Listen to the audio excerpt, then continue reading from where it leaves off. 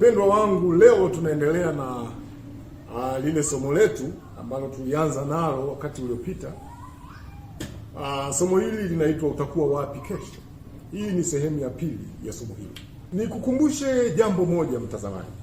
Ukipenda kujifunza masomo mengi zaidi ya Biblia, tutafute kwenye kurasa zetu za mitandao ya kijamii. Tupo Instagram, tupo Facebook, tuko TikTok, tuko YouTube.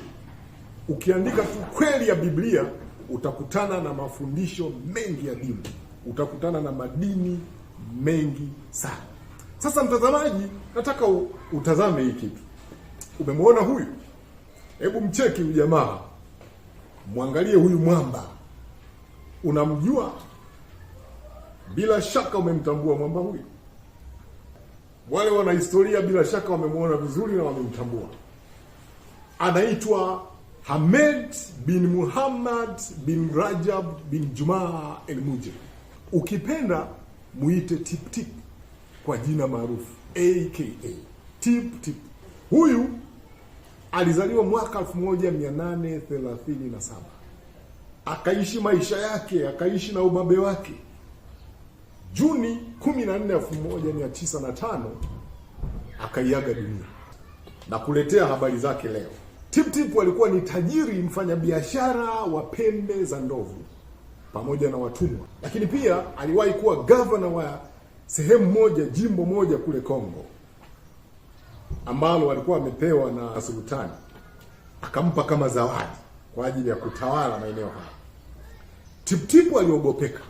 Jina la Tip Tip alipewa kutokana na ule mlio wa bunduki yake ambao ulikuwa na ukilipuka watu wengi wanakamatwa, watu wengi wanauawa, anakamata watu utumwani na vitu kama hivyo.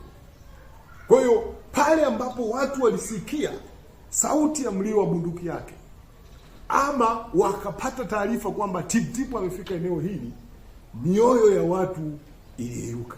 Kwa hiyo akapewa jina hilo kutokana na mlio wa bunduki yake ulivolia wakati ule, akiwa aidha anatafuta watumwa, anawawinda, ama anapambana kuweza kuteka nyara eneo fulani kwa ajili ya kulitawala.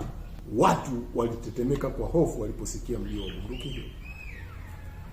Inasemekana Tip Tip aliweza kumiliki caravan, aliweza kumiliki msafara mkubwa wa watumwa, na stoko yake ya watumwa aliweza kumiliki mpaka watumwa 10,000. Unaweza ukaona namna ambavyo alikuwa ni mtu tishio. Binadamu anayeweza kumiliki watumwa zaidi ya 10,000 alikuwa ni mtu wa hatari mno. Lakini mtazamaji na msikilizaji, nataka ujiulize, Tip Tip yuko wapi? Yuko wapi leo Tip Tip? Yuko wapi leo? Je, Mujib bado ni tishio mpaka leo? Yaani hiyo bunduki yake bado inatutisha mpaka leo? Hapana. Yuko ardhini. Wala bunduki yake haikumsaidia siku anakata roho, kwamba imtishe hata yule malaika mtoa roho aweze kukimbia asichukue roho yake. Bunduki yake haikumsaidia. Tip Tip yuko chini ya ardhi, amekwisha kuwa mavumbi.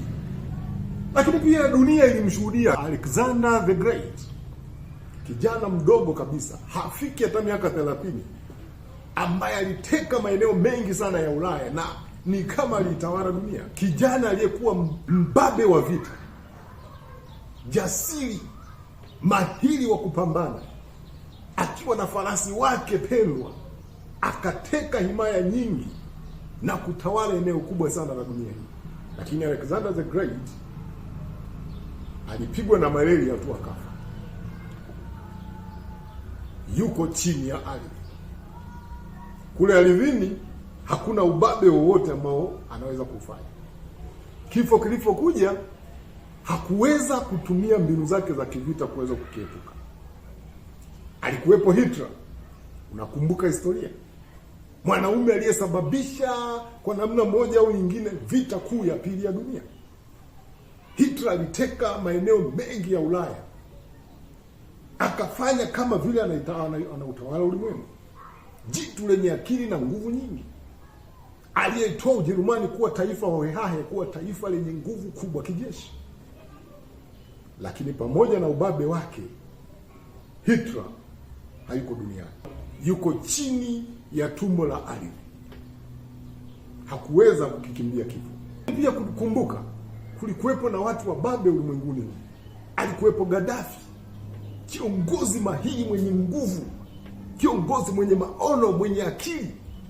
Alikuwepo Napoleon, alikuwepo Mao wa China. Wako wapi leo?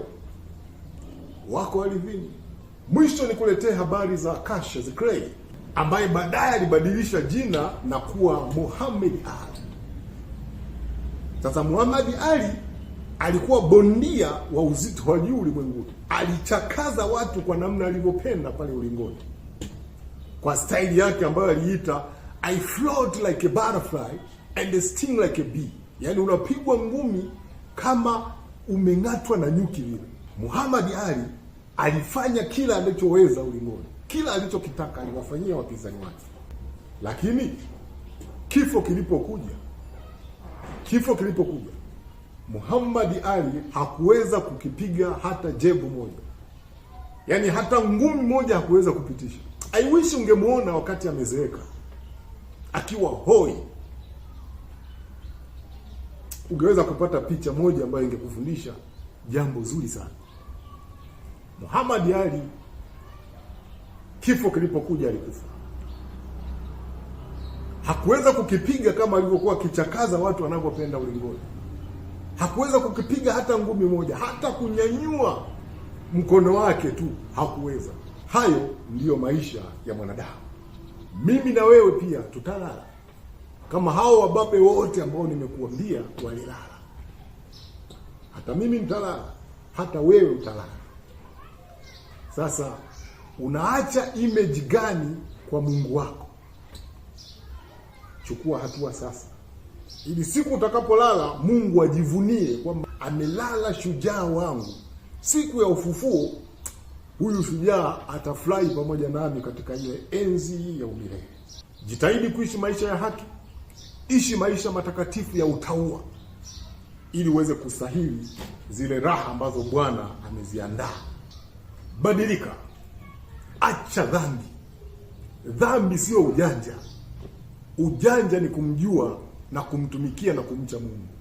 Huwezi kujisifia dhambi, kwa sababu unajua ni mambo ya aibu, mambo ya kishenzi ya kishetani. Kwa hiyo jitahidi kumjua Mungu, jitahidi kumfuata Mungu, na Mungu atakufikisha mahali ambapo wewe mwenyewe utaenjoy. Kama ambavyo wanadamu wameandikiwa kuzaliwa siku moja na kufa siku moja, jiandae ufe ukiwa umempendeza Mungu. Usife kama afavyo mpumbavu. Yaani unakufa hujaacha image yoyote ya kujisifia mbele za Mungu. Kumbuka Mungu anakuona kokote ulikojificha. Ziko dhambi unazifanya sirini, lakini Mungu anakuona. Unaficha wanadamu, lakini Mungu anaona kila unachokifanya. Utajificha sana, utatetea sana dhambi. Hivi na hivi na hivi, lakini iko siku utatoa hesabu. Hakuna namna ambayo unaweza ukazificha dhambi zako ukazitetea kwa Mungu. Siku ya hukumu utasimama wewe na Mungu wako, wawili, utatoa hesabu yako. Sasa jiulize, maisha unayoishi, hiyo hesabu utakuwa na ujasiri wa kuitoa mbele za Mungu? Ama utamwambia Mungu, kwa kweli naona aibu, mimi nitupe tu motoni, siwezi hata kuanza kutamka hapa. Chukua tahadhari. Kristo wakati anahubiri Injili alisema, siku hazingalipo zimekwisha na ufalme wa Mungu umekaribia. Tubuni na kuiamini Injili. Injili hii inakuja kwako siku ya leo. Tubu na kuiamini Injili. Hiyo ndiyo kweli ya Biblia. Sikupi Injili upokee nikuuzie bidhaa. Mimi siuzi Injili, wala sina mbingu ya kukupeleka. Ninachokwambia ni kilichoandikwa katika Biblia na kweli ya Biblia, ili uweze kuijua kweli na kumcha Mungu, na siku ya mwisho ustahili kuingia katika ufalme wake. Mungu na akubariki kwa kuyasikia maneno haya na kuyafanyia kazi. Biblia inasema heri watendaji wa neno kuliko wasikiaji. Kuwa mtendaji wa neno.